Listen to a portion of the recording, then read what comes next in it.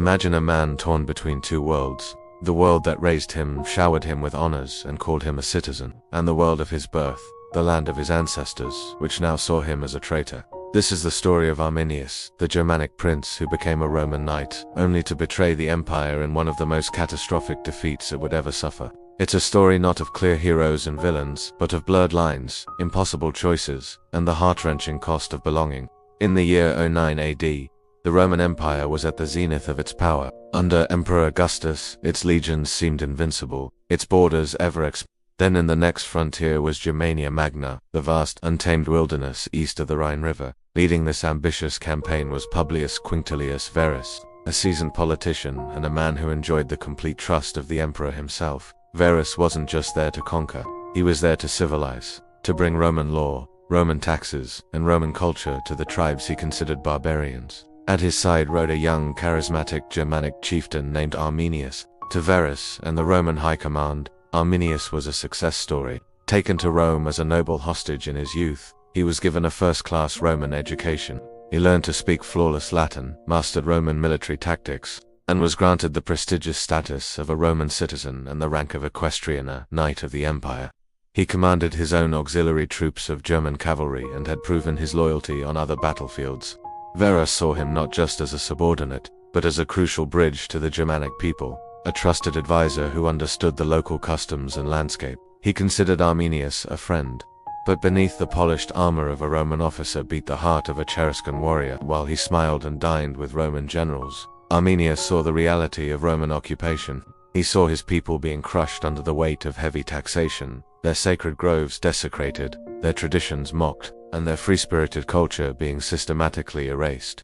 To Rome, he was a symbol of successful integration. To many of his own kin, he was a collaborator, a lapdog who had sold his soul for Roman gold and titles. This duality was his torment, and ultimately, his weapon. Secretly, Arminius began to travel between the tribes. He used his Roman authority as a cloak, meeting with chieftains who had long been enemies, united only by their shared hatred for the invaders. He spoke of freedom, of pushing the Romans back across the Rhine for good. It was an audacious, almost impossible plan. The Germanic tribes were fiercely independent and notoriously divided. Forging an alliance was like trying to braid water. Yet Arminius's passion, his strategic mind, and his intimate knowledge of the Roman military machine slowly won them over. He was no longer just a Romanized German, he was the spark of a rebellion. The plan was set in motion with a masterful deception. Arminius wrote to Verus with urgent news. A distant tribe had risen in revolt. It was a lie, a carefully crafted fiction designed to lure the Romans away from their fortified summer camps along the river. He advised Verus to take a detour to march his legions directly through the Teutoburg Forest to crush this supposed uprising quickly and make an example of them. It would be faster, he argued, a decisive show of Roman strength. Other Germanic nobles, loyal to Rome, warned Verus. They smelled a trap. They told him Arminius could not be trusted. But Verus, blinded by arrogance and his faith in his Romanized friend, dismissed their concerns.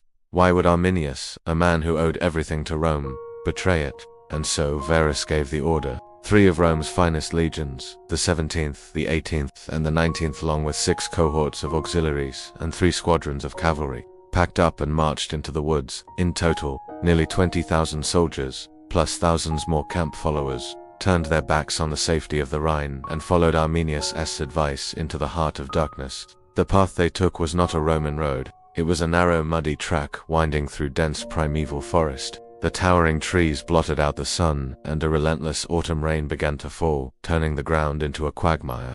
The legionaries, accustomed to fighting in open formations, found themselves stretched out in a thin, vulnerable line nearly 15 kilometers long. Their heavy wagons got stuck in the mud. The rain soaked their wooden shields, making them heavy and unwieldy, and rendered their powerful composite bows useless. The fog grew thick, muffling sounds and cloaking the trees in an eerie silence. They were blind, deaf, and utterly disoriented. Then, the attacks began. It wasn't a battle. It was a slaughter. From the trees, from behind earthen ramparts they hadn't seen, the Germanic warriors unleashed a storm of javelins and spears.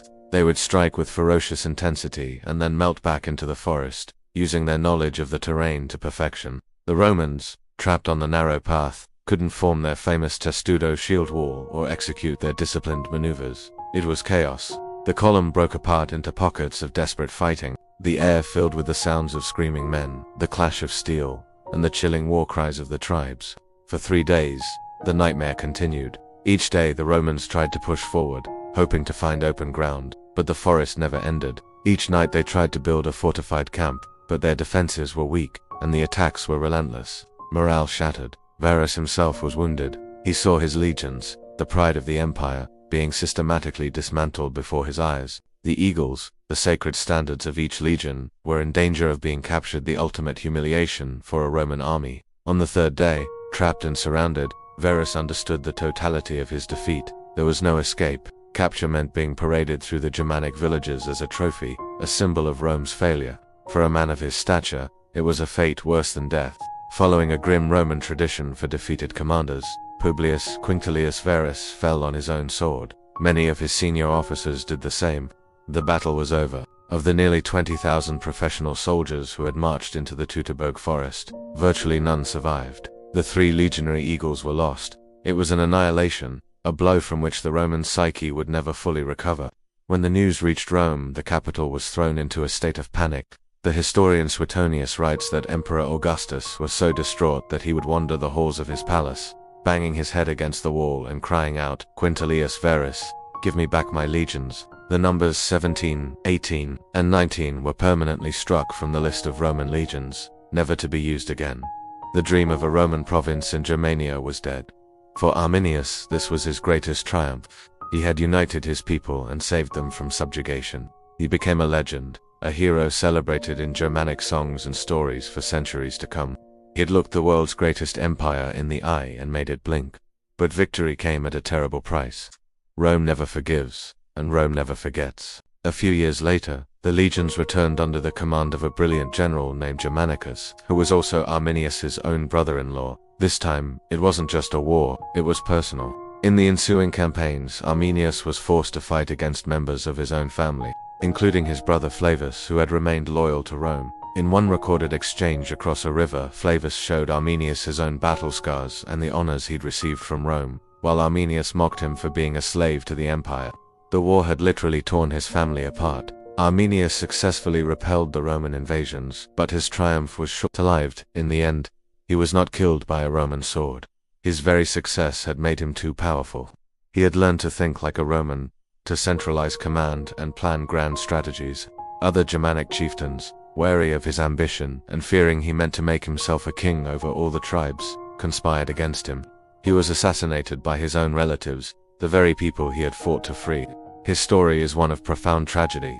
He was a man who belonged fully to neither world. For the Romans, he was the ultimate traitor, the barbarian who masqueraded as a friend.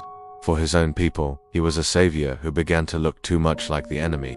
He saved Germania from Rome, but in the process, he had become something that Germania itself could not tolerate. His life wasn't a simple tale of victory, but a complex and sorrowful reflection on identity, loyalty, and the devastating cost of trying to bridge 2 worlds that were destined to collide. He was a hero to his people, a villain to an empire, and ultimately, a stranger to both. Thank you for watching.